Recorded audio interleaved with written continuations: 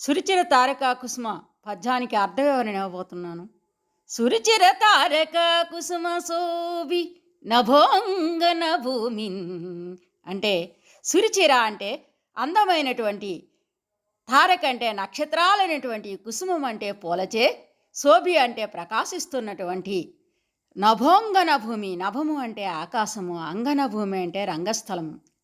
అంటే అందమైన నక్షత్రాలనే పూలచే అలంకరించబడిన ఆకాశమనే రంగస్థలం పైన కాలమన్ గరువపు సూత్రధారి, కాలం అనేటువంటి గరువపు అంటే గొప్ప, సూత్రధారి అంటే దర్శకుని యొక్క జతనంబున, జతనము అంటే ప్రయత్నము వలన, దిక్పతి కోటి ముందటన్ అష్టదిక్పాలకుల ముందు కూడా సరసముగా నటింపగ నిశాసతి, సరసముగా నాట్యం చేయడానికి నిశ అంటే రాత్రి అనేటువంటి సతీ స్త్రీ వచ్చిందంట.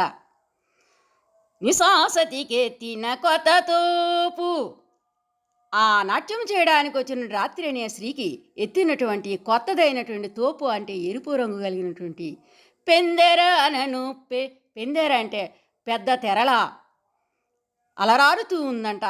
సాంజనవధీదతి పశ్చిమధీకటంబునన్, ఏమి అలరారుతుందంటే సాయం సంధ్యాకాలంలో వచ్చినటువంటి నవ అంటే కొత్తదైనటువంటి, దీదతి అంటే వెలుగు, పడమటి దిక్కున పశ్చిమ దిక్కటంబునన్ అంటే ఆ రాత్రి అనే స్త్రీకి సాయంకాలంలో వచ్చినటువంటి, సూర్యాస్తమ సమయంలో వచ్చినటువంటి ఆ ఎరుపు రంగు కాంతి అనేది అడ్డుగా ఎత్తిన తెరలా అలరారుతూ ఉందని దీని యొక్క భావం.